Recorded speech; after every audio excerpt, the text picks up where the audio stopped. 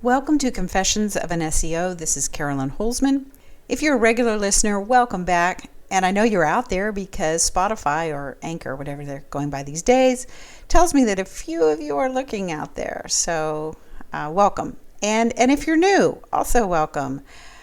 The purpose of this podcast is to nurture the SEO. And I had this crazy idea that one of the best ways to do this might be to put a human face on SEO. Take advantage of my experience as both a frustrated business owner before SEO and I guess I should say before SEO was added into the mix, and also as a professional SEO since closing down my brick and mortar business. As some of you probably know, I was in the CD and DVD duplication and manufacturing service. So in short, these are love letters to the SEO and the businesses whom they serve.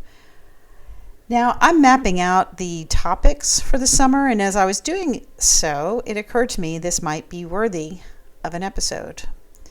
I'm expecting this to be one of the shorter ones. I'm thinking next week I'll probably expound on one of these questions because I'm getting emails about it. So here we go. Where do ideas come from? And I think this is one of the biggest challenges of podcasting is that, you can think through and maybe come up with, 3, 4, or 5 ideas. But as things keep going, it becomes a little bit more challenging. So what I find is that sometimes it's like when I least expect it, something crosses over into my awareness. So it might be watching a documentary, it might be a commercial even. I also do a fair amount of trawling through Facebook groups where SEO is very much a topic. And then also in talking with colleagues, I'm going to say I get a lot of good ideas from my consulting experience when I'm talking to different, whether they're a private owner of a business, one-person owner, all the way up to like a multi-billion-dollar corporation, enterprise operation. So that's where some of the ideas come from. And then I think also we always wonder, is it easy to come up with ideas? I mean, sometimes they start as like a small germ of an idea, but how do you flesh them out to make them interesting? And I would say, sometimes it's easy and sometimes it's not. And sometimes there are times where I almost feel like everywhere I turn, there's an idea and I can see how it would flesh out. But then there are other times where I wonder, should I even record anything? But I would say for me, there's hardly anything in between. It's kind of, it seems to be feast or famine. Another question, how long does it take to turn an idea into an episode? So I think it really depends. It's mostly how passionate I feel about the topic. And it's a lot easier to carry that passion forward. And I would say, especially when it's things that I don't want, or things that I don't like, or things that I think could be handled differently. Which is usually, that's where when you're in a person-to-person exchange, sometimes it's harder to sort of be very frank and blunt about things.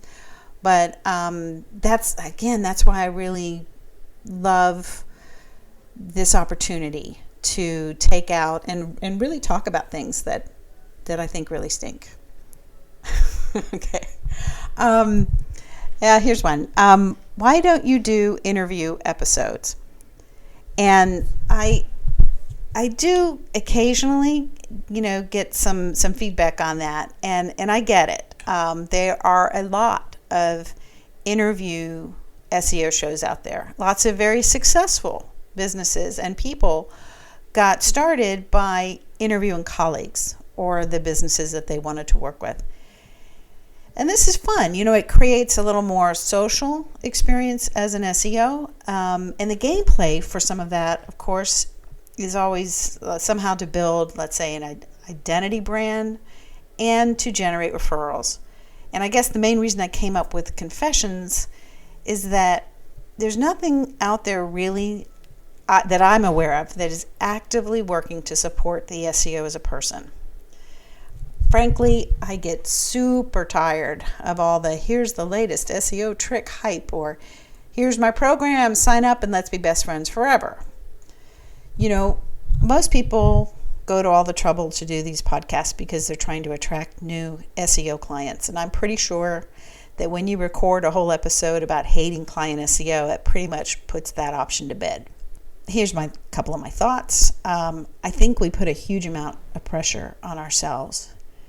And we have to accept the fact that it is challenging to keep up with all the shiny chickens. I work mostly on my own projects, and when I work or consult with others, it's other SEOs or, consulting on their projects. One thing that is poking up is that I want to share more and support the SEO experience, either directly or indirectly, by educating the business owner, the marketing director, or other executives about how to better evaluate the SEO work product. And I think you do that best by creating a place where you can be blunt and honest. And I really want to respect the fact that this is my space, right? This is where I can say the things that I like about SEO, the things I hate about SEO, and the ongoing challenges of being an SEO, where I'm not creating any kind of negative feedback for anybody else. I should say, how microphones have feedback. So like some of the possible topics that I've been thinking about, I don't think we've got a lot of experience of describing that gap between what we actively do as SEOs, once we push it out into the search engine. What happens once we hit the publish or the update, or build relevant backlinks for our projects and our clients, and that space between when that happens and when we start to see results. Because I think when you respect what's having to go on, because as it's become very clear, there are certain things that Google processes faster than others. Whether it's you updated your page, whether it's all the traffic that came from an email blast that came to the site just by clicking the link in the email. All of these things, they don't count until Google has a chance to absorb it. So how do we describe that gap? That's kind of what I'm exploring right now. And also, I guess I want to say that there's the difference between SEO as an activity and building a business around the providing of that SEO. I think a lot of us experience some pain when it comes to not being able to help more people. Another source of pain can also be big agencies that don't produce anything, but they keep charging. And by the time that we're able to make a connection, that business has been pretty much abused. And so it kind of feels like we have to make up the difference. And I don't think that that's an SEO issue. I think that's more of a business issue. Anyway, these are the types of topics I'm going to probably be looking at over the summer. And I just really want to thank you for the pleasure of running all this past you.